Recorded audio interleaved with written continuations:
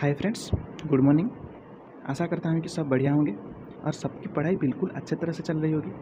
Okay, तो आज हम उस पढ़ाई में एक स्टेप और आगे लेते हैं और चलिए शुरू करते हैं chemical coordination and integration chapter. It is mainly endocrine system. Basically we will study about all the hormones and their functions in this chapter. Okay, तो ये मैंने क्यों लिखा, देखिए, from the name of this chapter it is clear that there are some chemicals these chemicals are going to coordinate and regulate the functions of our body. Okay, तो ये जो chemical है, ये केमिकल्स को हम क्या बोलते हैं, उनकी भी तो कोई नाम भी होगी ना। And those chemicals are called as hormones. And ये जो हॉर्मोन्स है, how they are produced in our body. Yes, ये हार्मोन को प्रोड्यूस करने के लिए हमारे बॉडी में कोई ना कोई ग्लैंड्स वगैरह होगा। And those glands are called as endocrine gland. So अगर ये चैप्टर हम पढ़ाई करेंगे तो सारे के सारे हार्मोन्स एंड उनकी फंक्शन पढ़ेंगे और वो हार्मोन कौन से एंडोक्राइन ग्लैंड से सीक्रेट होता है वो भी पढ़ाई करेंगे। ओके, तो मेनली हम सारे के सारे एंडोक्राइन ग्लैंड्स को भी पढ़ेंगे एंड सारे all the endocrine glands together called as endocrine system. इसलिए मैंने ये लिखा है कि it is mainly endocrine system and we will study about the hormones and their functions. Okay, let's enter into the chapter. All the functions of our body need to be regulated. Okay, सारे के सारे functions regulate ही होना चाहिए, but अगर regulate नहीं हुआ तो कोई ना कोई डिजीज़ वगैरह आ ही जाएगा। जैसे कि सेल ग्रोथ, अगर सेल ग्रोथ भी रेगुलेट नहीं हुआ तो अनलिमिटेड सेल ग्रोथ होने से कैंसर हो जाएगा। इसलिए all the functions need to be regulated and उनको रेगुलेट करने के लिए we have neural control system. हमारे पास न्यूरल कंट्रोल सिस्टम है। तो न्यूरल कंट्रोल सिस्टम अगर था तो ये केमिकल कंट्रोल सिस्टम फिर क्यों इंट्रोड्यूस हुआ, जिसकी वजह से हमें एक एक्स्ट्रा चैप्टर पढ़नी पड़ रही है। ओके, तो क्यों हुआ, इसका आंसर ये है कि हमने ये पता लगा लिया कि all the cells of our body need to be regulated but all the cells are not supplied by neurons. सारे के सारे सेल्स के पास न्यूरॉन्स नहीं पहुँचाए तो सारे सेल्स को न्यूरल कंट्रोल सिस्टम रेगुलेट नहीं कर पाएगा। It's a simple thing. इसीलिए सारे के सारे सेल्स को रेगुलेट करने के लिए हमारे बॉडी में एक और भी कंट्रोल सिस्टम को इंट्रोड्यूस करना पड़ा। That's why God introduced chemical control system in our body. So to regulate all the cells of our body apart from neural control, another control system was needed and so chemical control system was introduced in our body. So finally it is concluded that neural control system and chemical control system together jointly coordinate and integrate all the functions of our body. यहाँ पर ये clear हो गया कि neural control होते हुए भी chemical control system हमारे बॉडी में क्यों इंट्रोड्यूस हुआ है। Okay, hope all of you understood. In this chapter we will study about hormone. So first we need to know what is a hormone. Okay, so what is a hormone? इसका एक old definition है. Old definition is it is a chemical which is secreted by endocrine glands and released into the blood and transported to the distantly located target organs for its function. तो ये बोल रही है कि ये chemical है, कहाँ से सीक्रेट होता है, एंडोक्राइन ग्लैंड से सीक्रेट होता है, but released into the blood. Okay, ये जो रिलीज्ड इनटू द ब्लड है ना, इसको अच्छे से मार्क कीजिए। Released into the blood and transported into distantly located target organs.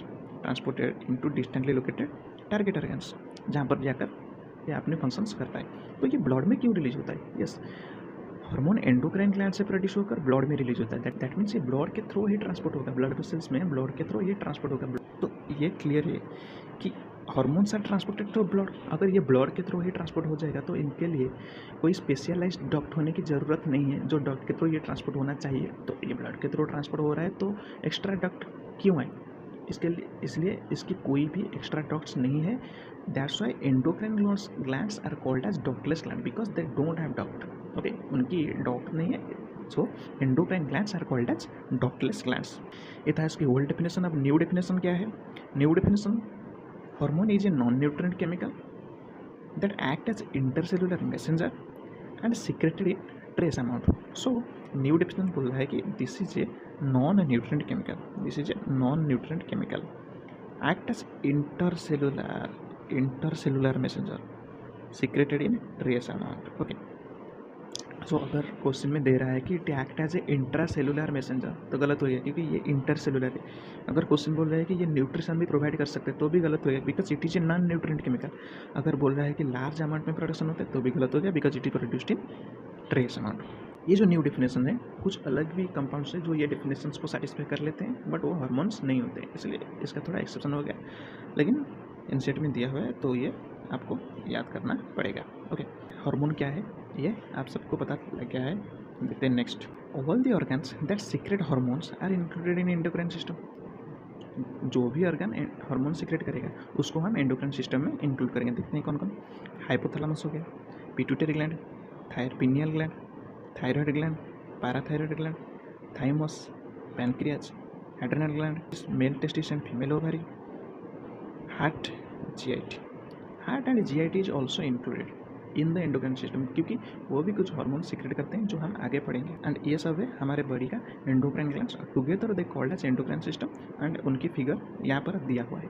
Okay, सो हमने अब तक जो भी कुछ पढ़ा उनकी थोड़ी सी क्वेश्चंस डिस्कस करते हैं, देखते हैं आपने कितने अच्छे तरह से सुना है या नहीं। पहला क्वेश्चन ये है कि why chemical control introduced in our body. Yes, chapter का शुरू करने से हम यही पहले डिस्कस किया, केमिकल कंट्रोल क्यों इंट्रोड्यूस हुआ। देखते हैं option. It is the only way to regulate the body function, because it provides point to point coordination, because all the cells are not innervated by nerve, because along with coordination it provides nutrition. Yes, I hope कि सबके सब सही answer दे पाएंगे। Option 3 is the right answer. Okay, क्योंकि सारे cells nerve के through innervated नहीं हुए हैं, so neural control system can not provide regulation to all the cells. Okay, next question. What is true about hormone? Option 1. This is a chemical which also provides nutrition. Is this correct? No. This is secreted in large amount. It is secreted in trace amount. Definition में था, पहला definition था it's a non-nutrient chemical, तो nutrition provide नहीं करेगा. This is secreted in large amount. Secreted in trace amount ये था, तो ये भी रंग हो गया. They are transported to the specialized duct. नहीं, बिल्कुल नहीं, ये ब्लड में सीक्रेट होकर ब्लड में ट्रांसपोर्ट होते हैं ना, तो उनकी कोई स्पेशलाइज्ड डक्ट नहीं होता। They are ductless glands, they act as intra cellular messenger. ये वार को देखिए, इंट्रा सेलुलर लिखा गया है, इंटर सेलुलर नहीं। Inter cellular is right, intra cellular is wrong, so ये भी रॉन्ग हो गया। They are transported through blood. Yes, this is the right answer, so right answer is option 5। अगला क्वेश्चन ये है कि which is included in endocrine system. जो भी ऑप्शन दिया जाएगा उन ऑप्शन में एंडोक्राइन सिस्टम में कौन इंक्लूडेड नहीं है, नहीं है पूछा है, नहीं है। Not pituitary gland, yes pituitary gland is included. Thyroid gland, yes thyroid gland is included. Heart, yes heart is also included. Okay, ये लगता है कि हार्ट तो एक ऑर्गन है, ब्लड पंपिंग इसका काम है, तो ये कैसे एंडोक्राइन सिस्टम में आ सकता है, बट हार्ट भी एक एंडोक्राइन सिस्टम में आ सकता है, और कैसे आ सकता है हम आगे पढ़ेंगे। तो हार्ट भी इंक्लूडेड है, नॉन ऑफ दिस। ये है राइट आंसर ऑप्शन 4। ये बहुत ही बढ़िया क्वेश्चन है। देखते हैं कि which of the following don't have duct, किसका डॉक नहीं है। Pancreas, yes pancreas is endocrine gland, so इसका डक्ट नहीं, डक्टलेस ग्लैंड है। तो ये सोच रहे हो कि ये राइट आंसर है। ओके, तो अगले ऑप्शन से देखते हैं। Gall bladder, gall bladder has a specialized duct known as cystic duct, so ये तो राइट आंसर नहीं है, एंडोक्राइन ग्लैंड नहीं है ना। Liver, liver has a duct known as hepatic duct, and this is not right answer. Adrenal gland, adrenal gland is also an endocrine gland, so adrenal gland का भी कोई duct नहीं है। तो ये तो बड़ी दुविधा हो गई कि पैनक्रियाज की कोई डक्ट नहीं है because it is endocrine gland, adrenal gland की भी कोई डक्ट नहीं है because it is endocrine gland. तो राइट आंसर कौन है?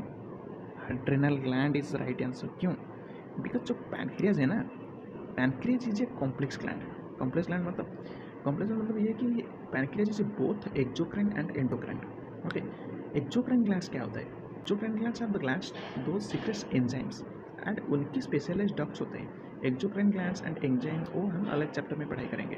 ओके, बट ये याद रखिए कि एक्सोक्राइन ग्लैंड्स का एंजाइम सीक्रेट करते हैं और उनके स्पेशलाइज्ड डक्ट भी होता है। एंडोक्राइन ग्लैंड्स का कोई डक्ट नहीं होता। तो पैनक्रियाज की बोथ एक्सोक्राइन पोर्शंस भी है, एंडोक्राइन पोर्शंस भी है।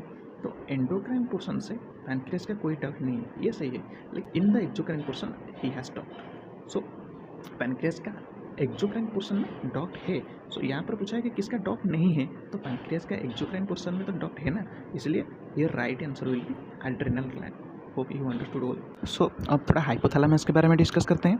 Hypothalamus, it is present in the basal part of diencephalon. तो पहली बात यह है कि डायनसेफेलन क्या है। ओके, डायनसेफेलन क्या है? तो लेट्स थिंक ये हमारा ब्रेन है। Okay, if this is our brain, it has 3 parts. One is forebrain, one is mid brain, one is hind brain. ये हो गया फोर ब्रेन, ये हो गया मिड ब्रेन, ये हो गया हैंड ब्रेन। ओके, तो ये जो फोर ब्रेन है, ओके, ये जो फोर ब्रेन है ना, ये जो फोर ब्रेन है, ये फोर ब्रेन की पोस्टीरियर पार्ट को हम डायनसेफेलन बोलते हैं। Okay, posterior part of fore brain is called as diencephalon. और डायनसेफेलन की बासल पार्ट पर हाइपोथैलेमस प्रेजेंट है। Okay, understood. Next, it contains some neurosecretory cells with secrete hormones. देखिए, हाइपोथैलेमस बहुत सारे बॉडी फंक्शंस को रेगुलेट करता है, जैसे बॉडी टेम्परेचर हो गया, थर्स्ट, हंगर, सेक्सुअल बिहेवियर, बहुत कुछ बॉडी फंक्शंस है जिसको ये रेगुलेट करता है। लेकिन यहाँ पर will mainly focus on its endocrine portions. Endocrine portions means इसके हार्मोन्स एंड उसके फंक्शंस को हम मेनली फोकस करेंगे। ओके, तो हाइपोथैलेमस में हार्मोन सीक्रेट करने के लिए कुछ न्यूरो सेक्रेटरी सेल्स होते हैं। Okay, and those neuro secretory cells are called as nuclei. उसको क्या बोलते हैं हम? न्यूक्ली। हो गया। Next is it regulates the synthesis and secretion of pituitary gland. Pituitary gland is another gland which is present in our brain. Hypothalamic hormone का main function ये है कि वो पिट्यूटरी ग्लैंड की सिक्रेशंस एंड सिंथेसिस को regulate करता है। Okay, तो हाइपोथैलेमस पिट्यूटरी ग्लैंड के साथ कनेक्टेड है एंड उसके हार्मोन्स पिट्यूटरी ग्लैंड में पहुंचते हैं और पिट्यूटरी ग्लैंड के सिक्रेशंस एंड सिंथेसिस को रेगुलेट करता है। ओके, तो मैंने बोला कि कनेक्टेड है, लेकिन पिट्यूटरी ग्लैंड का दो पार्ट होता है कि एक तो एंटीरियर पिट्यूटरी, एक तो पोस्टीरियर पिट्यूटरी।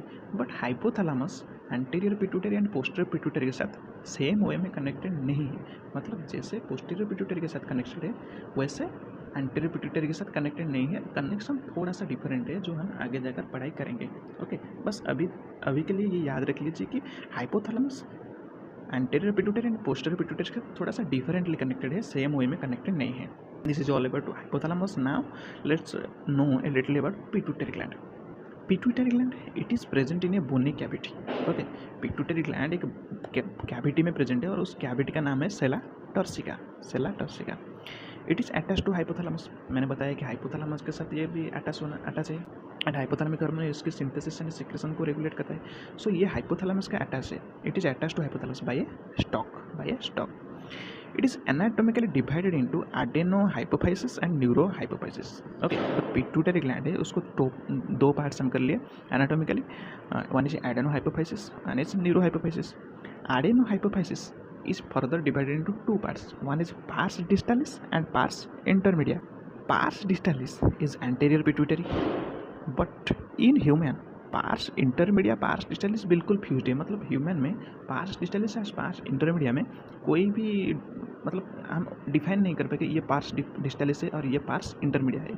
तो mainly pars distalis and pars intermedia दोनों बिल्कुल एक यूनिट के जैसा ही लगते हैं ह्यूमन्स में। सो अगर हम एंटीरियर पिट्यूटरी बोलेंगे इन ह्यूमन्स तो mainly we will think about adenohypophysis. Okay, but it is important that NCERT में ये लिखा हुआ है कि पार्स डिस्टालिस को एंटीरियर पिट्यूटरी बोलते हैं, तो ये अच्छे से मार्क कीजिए। ओके, और द नेक्स्ट न्यूरोहाइपोफाइसिस, इसको हम पार्स नर्वोसा बोलते हैं और इसको ही हम पोस्टीरियर पिट्यूटरी बोलते हैं। Okay, so this is all about pituitary gland. So आज के लिए वीडियो को यहीं पर ख़त्म करते हैं। कहीं भी अगर वीडियो में हमें इम्प्रूवमेंट करनी हो तो प्लीज़ कमेंट में ज़रूर बताएं। वीडियो अच्छा लगा तो लाइक कीजिए, चैनल को सब्सक्राइब करके हमारे साथ कनेक्टेड रहिए। Okay, in the next video we will discuss about the connections of hypothalamus and pituitary gland and how hypothalamus is regulating pituitary gland secretion. बहुत ही कंसेप्चुअल है और उसको अच्छे तरह से अगर आप समझ गए तो हाइपोथैलेमस एंड पिट्यूटरी के जो भी क्वेश्चंस आएंगे वो बिल्कुल आसानी से आप कर देंगे, कोई भी गलती नहीं होगा। इसलिए stay connected. Thank you for watching.